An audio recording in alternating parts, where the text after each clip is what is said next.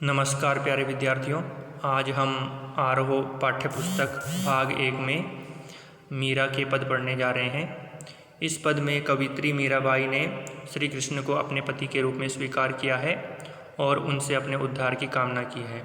तो आइए पद प्रारंभ करते हैं। मेरे तो गिरधर गोपाल दूसरो न कोई, जाके सिर मोर मुकुट मेरो पति सोई।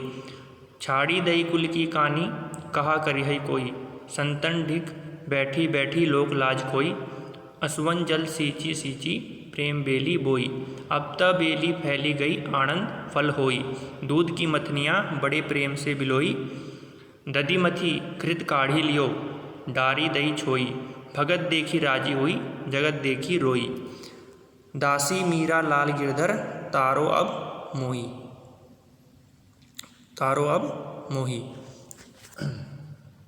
मीराबाई कहती हैं कि मेरे तो गिरधर गोपाल दूसरो न कोई, कि मेरे जीवन में जो एकमात्र स्थान है वो किसके लिए है? भगवान श्री कृष्ण के लिए है। और उनके जो है वो पर्याय बता रही है कि वो कैसे हैं, गिरधर हैं। वो गिरधर मतलब गिरी को धारण करने वाले, पर्वत को धारण करने वाले। और वो क्या हैं? गोपाल हैं, गायों को पालने वाले हैं। तो मेरे तो यानी मेरे जीवन में जो एकमात्र स्थान है वो गिरधर गोपाल का है, यानी भगवान श्री कृष्ण का है। दूसरो न कोई, और किसी के लिए मेरे जीवन में कोई स्थान नहीं है। जाके सिर मोर मुकुट मेरो पति सोई। और उन भगवान श्री कृष्ण की, उन गिरधर की, गोपाल की पहचान क्या है कि उनके सिर पर मोर का मुकुट है। मेरो पति सोई, वही मेरे पति हैं, यानी सिर पर मोर का मुकुट धारण करने वाले भगवान श्री कृष्ण ही मेरे पति हैं। छाड़ी दई कुल की कानी, कहा करिहई कोई। और उन श्री कृष्ण के प्रेम को प्राप्त करने के लिए, उनकी भक्ति को प्राप्त करने के लिए मैंने अपने कुल की मान मर्यादा का भी त्याग कर दिया है। कहा करिहई कोई, कोई मेरा क्या बिगाड़ लेगा, मेरा क्या नुकसान कर लेगा। मैंने तो अपने आप को भगवान श्री कृष्ण की शरण में सौंप दिया है। संतन डिग बैठी बैठी लोक लाज खोई।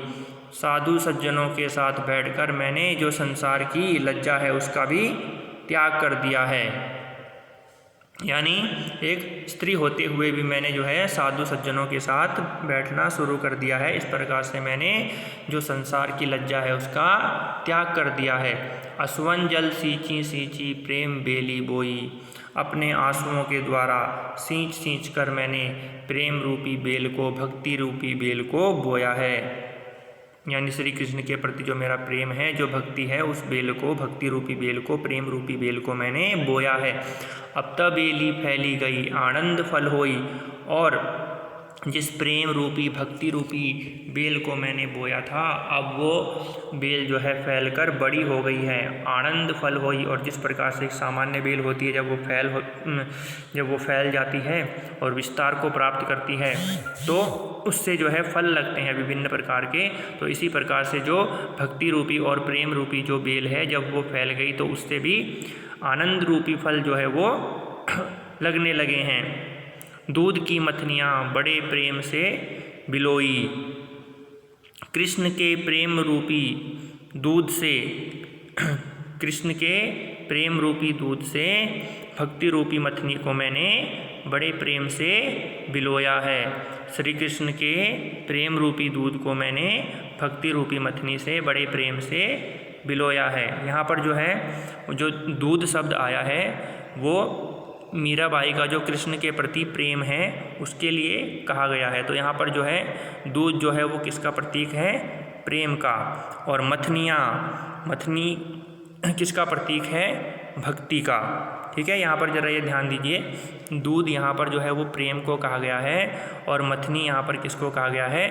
भक्ति को कहा गया है। तो कृष्ण के प्रेम रूपी दूध को, ठीक है, दूध की मथनियाँ, कृष्ण के प्रेम रूपी दूध को भक्ति रूपी मथनी से बड़े प्रेम से बिलोया है। ठीक है, कृष्ण के प्रेम रूपी दूध को भक्ति रूपी मथनी से बड़े प्रेम से बिलोया है।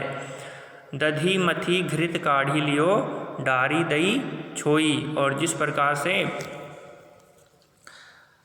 दही को मथ करके घी प्राप्त कर लिया जाता है और जो उसमें जो है जो छाछ रह जाती है उसको छोड़ दिया जाता है, ठीक है। यानी जो उसमें मूल तत्व है, जो हमारे काम की चीज़ है, उसको तो स्वीकार कर लिया जाता है और जो बेकार की चीज़ है उसमें उसको छोड़ दिया जाता है।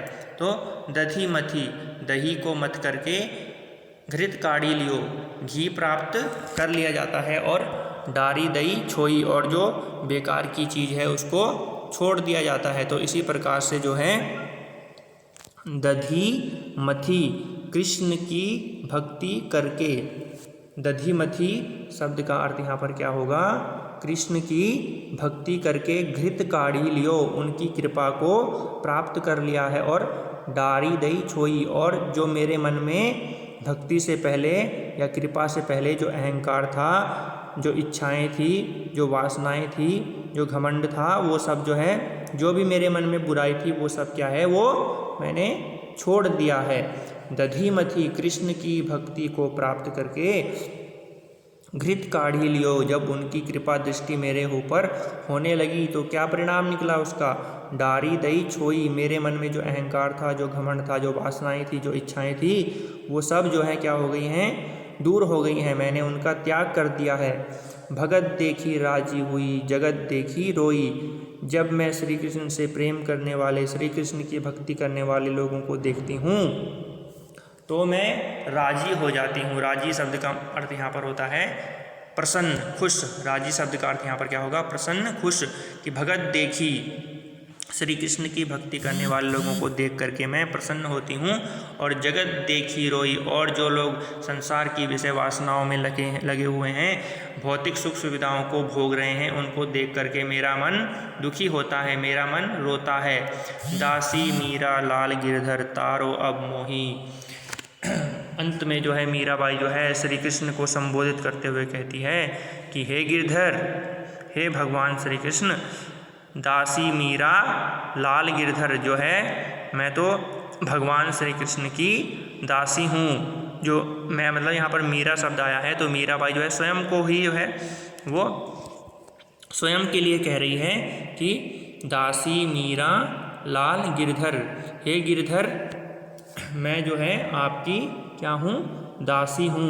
तारो अब मोही, अब आप ही जो है इस संसार से मेरा कल्याण कर सकते हैं, मेरा उद्धार कर सकते हैं, मुझे जो है मोक्ष प्रदान कर सकते हैं। तारो, तारो शब्द का मतलब जो है कल्याण करना, भला करना, मोक्ष प्रदान करना, मुक्ति दिलाना, ठीक है। तारना, मुक्ति दिलाना, मोक्ष प्रदान करना। तो दासी मीरा लाल गिरधर, हे गिरधर, हे भगवान श्री कृष्ण, मैं आपकी दासी हूँ, आपकी शरण में हूँ।